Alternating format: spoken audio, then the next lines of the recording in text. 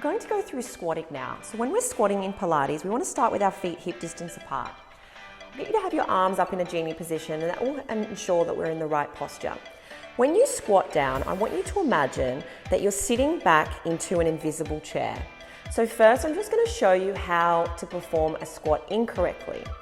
So if you just bend your knees, you're not going to activate your glutes or your hamstrings, and it's only going to put pressure on your knees. We want to make sure that our knees are not going past our toes.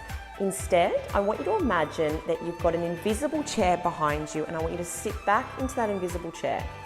So with your shoulders back and down, your core braced, I want you to visualize sitting back into that invisible chair using your glutes.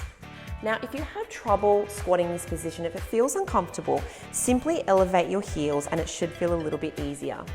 So we'll go again, shoulders back and down, core braced, and we sit back into that invisible chair, keeping our abdominals in, making sure we're not excessively curving our backs. We want to keep a nice neutral spine.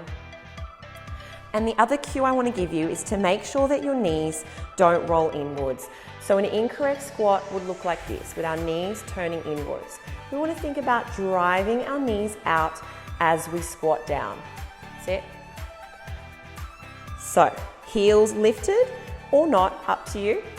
Sitting back into that invisible chair, driving your knees out, core braced, shoulders back and down, standing back up.